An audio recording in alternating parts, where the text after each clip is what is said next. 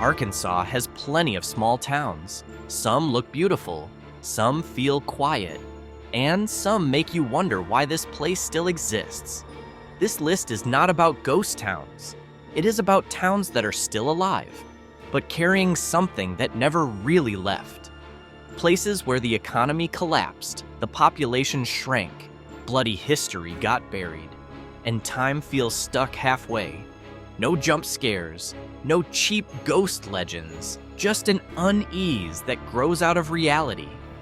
These are the 15 creepiest small towns in Arkansas, not because they are empty, but because they are still here.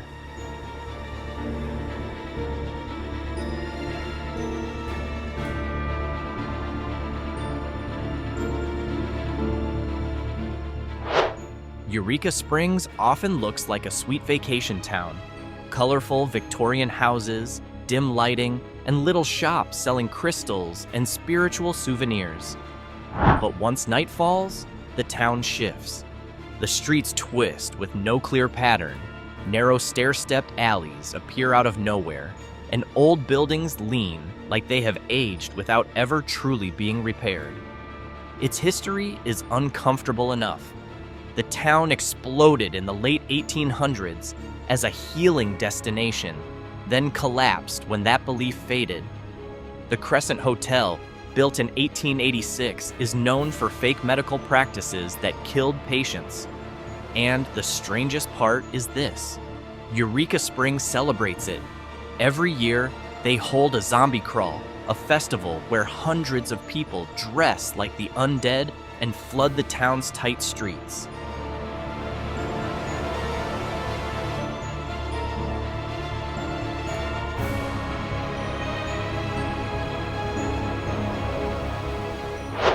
Cotter feels creepy because it almost refuses to be. This small town on the White River is quiet in a different way. Not romantic quiet, but empty quiet. Even in daylight, downtown looks half dead.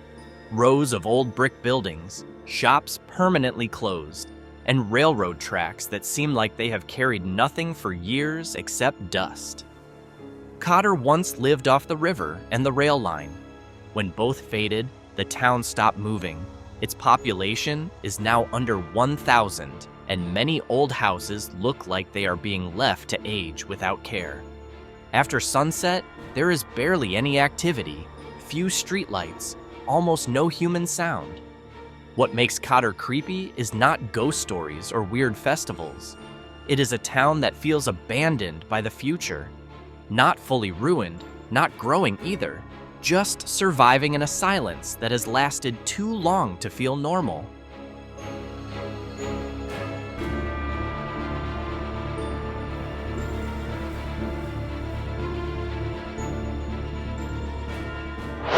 Calico Rock sits by the White River with a calm that feels misleading. From a distance, it looks like a peaceful little river town. Limestone bluffs, an old bridge, and a row of brick buildings on Main Street. But the longer you stay, the more it feels like time moves too slowly here. The town once lived off stone industry and river transport. When that economy collapsed, Calico Rock shrank with it. The population is now around 1,400, and downtown is filled with old buildings still standing but rarely truly used. Many empty storefronts, limited hours, and after late afternoon, the streets feel almost uninhabited. Calico Rock's creepiness is not aggressive, it is cold and passive. The town is not trying to scare you, but it is not welcoming you either.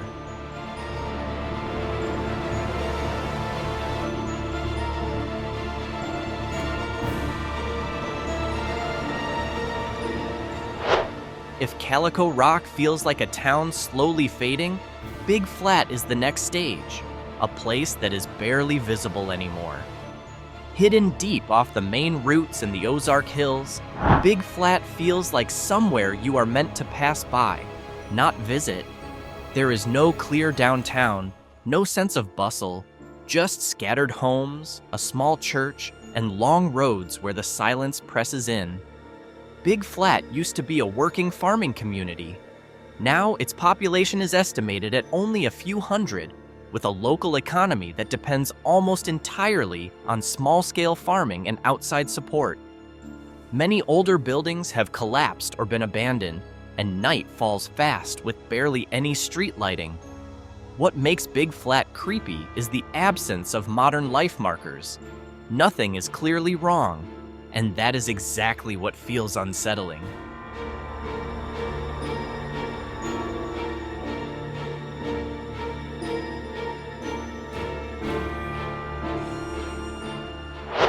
After Big Flat's near invisibility, Gilbert brings a more concrete kind of creepiness, a town abandoned by its purpose. Gilbert sits in Newton County and once functioned as an active zinc mining town in the early 1900s.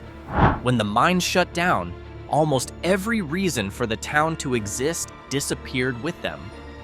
Today, Gilbert has only around 20 to 30 permanent residents.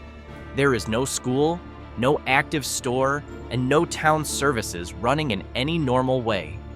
The old wooden buildings along the main road still stand, but many are preserved as historic artifacts, not because anyone uses them. On an average day, there is no traffic noise, no economic activity. It is not a full ghost town, but it is not a living community either. Gilbert exists in a gray zone, administratively present, socially almost gone.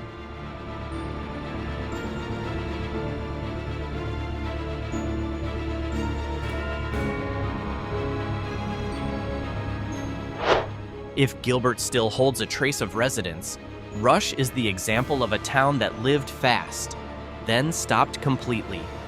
Located in Marion County, Rush exploded in the early 1900s after zinc was discovered. In a short time, it had thousands of residents, hotels, schools, shops, and even its own electricity system. But the boom did not last. When zinc prices crashed and the mines closed in the 1920s, Rush collapsed as quickly as it rose. People left, businesses shut down, and the town was almost entirely abandoned.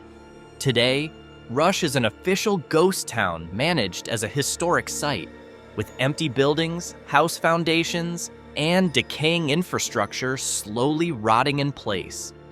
Rush feels creepy because of its extreme contrast. It did not decline gradually, it dropped all at once. No community was left behind to adapt.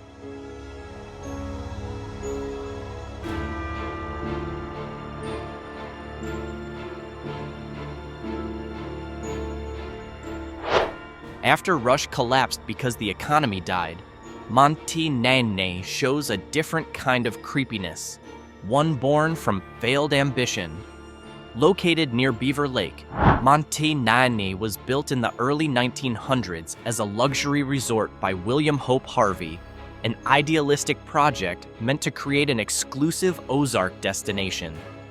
Monte Ne once had a massive hotel, docks, and entertainment facilities.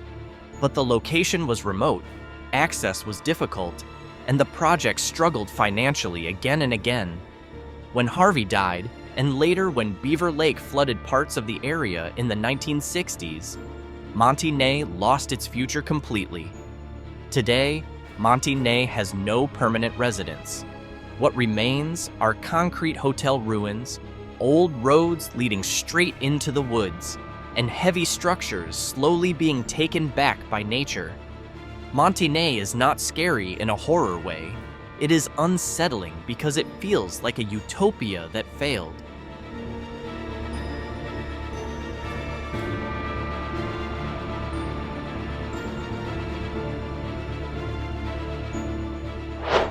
If Monte Ne is a dream that drowned, East Calico is the remains of hard work abandoned without a farewell.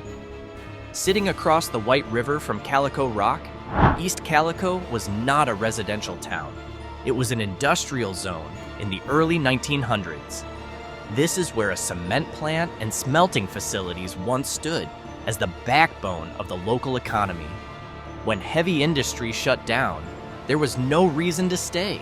East Calico was left behind almost instantly, without the slow decline many towns experience. Now all that remains are massive concrete structures, tall smokestacks, and rusting steel frames standing silent inside wild vegetation. No residents, no movement, and no serious attempt to bring the area back to life.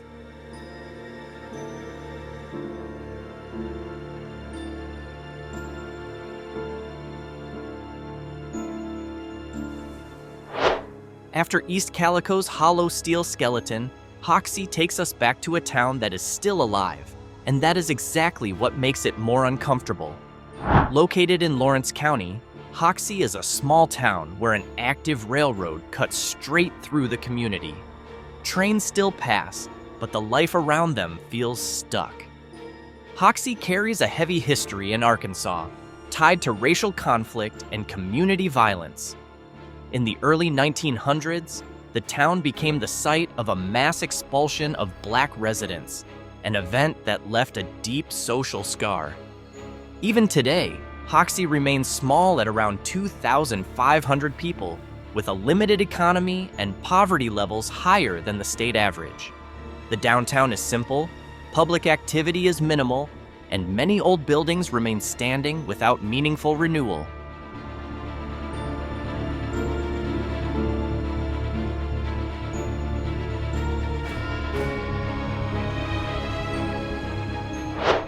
If Hoxie feels unsettling because of buried social scars, Blytheville feels creepy because the scale is larger and the decline is easier to see. This town was once a major economic hub in northeast Arkansas, powered by cotton farming, industry, and later the presence of Eaker Air Force Base. But after the base shut down in the early 1990s, Blytheville lost one of its strongest pillars. Population dropped, jobs vanished, and large parts of the city slipped into fast decline. Even today, Blytheville's poverty rate sits above the Arkansas average, and some areas are filled with empty buildings and dead shopping centers. Unlike small towns that are barely visible, Blytheville is still active, but the activity feels disconnected. There are big roads, traffic lights, schools, and hospitals, yet there is also a sense the city is moving without a clear direction.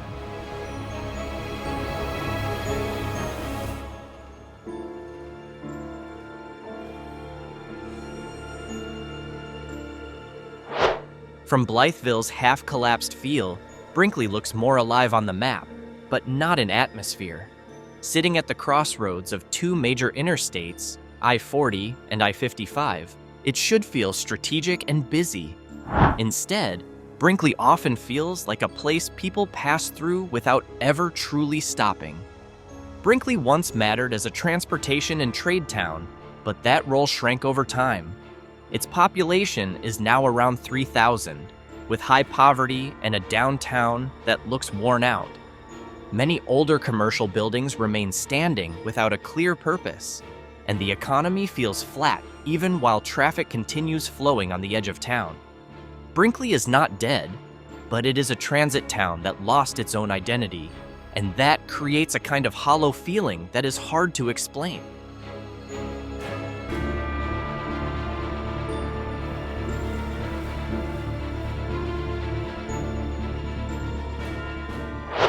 If Brinkley feels empty because people only pass through, Marvell feels creepy because the people who remain do not have many options except to endure. Located in Phillips County, Marvell is a Delta, Arkansas town that once lived off cotton farming and massive labor demands. When agricultural mechanization took over, jobs disappeared almost instantly. Marvell's population is now around 1,100, sharply down from its peak. Poverty levels here are high even by Arkansas standards, and job opportunities are limited. Many older homes sit tightly packed in aging condition, while downtown shows the signs of long decline untouched by revitalization. Nothing about Marvell is dramatic, and that is exactly what makes it uncomfortable. The town feels quiet but dense, not empty.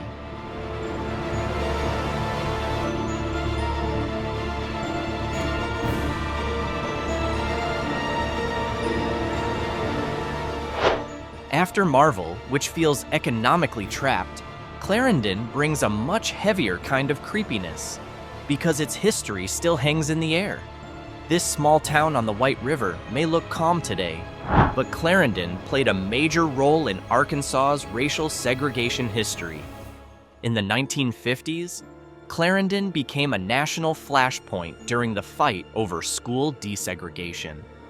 The social and political pressure was intense, and many residents, especially the middle class and local businesses, left. Since then, the town never truly recovered. Today, Clarendon has around 1,600 residents, with high poverty and a downtown that feels frozen in place. Clarendon's creepiness does not come from physical ruin, but from the aftermath of a massive social conflict that permanently reshaped the town and still lingers even when no one talks about it openly.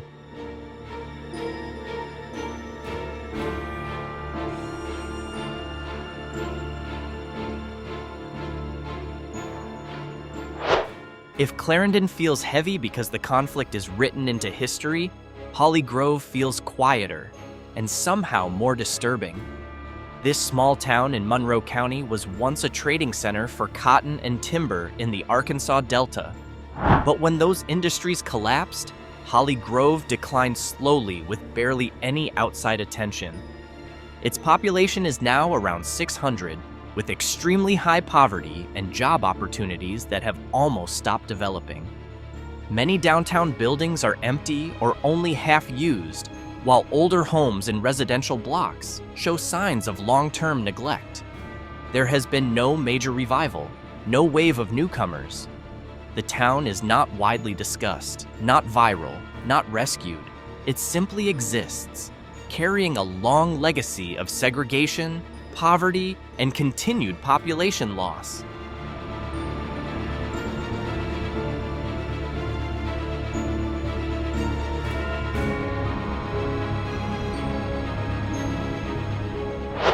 Elaine is not just a declining small town. It is the site of one of the deadliest racial violence events in American history. In 1919, Elaine became the center of the Elaine and massacre, when hundreds of African American residents were killed after an effort to form a farmers' union was met with armed violence. The exact death toll was never agreed on, and for decades the event was deliberately buried from official records. Today, Elaine has around 500 residents. The town barely has an economic core, poverty is extremely high, and many buildings stand with no clear purpose. There is no major marker that reflects the scale of what happened here, and that is exactly what makes it unsettling. Elaine feels quiet in a different way from other towns on this list, not because it was simply abandoned, but because its history is too heavy to truly confront. This is not creepy in an entertaining way. It is creepy in the way that makes people go silent longer than they should.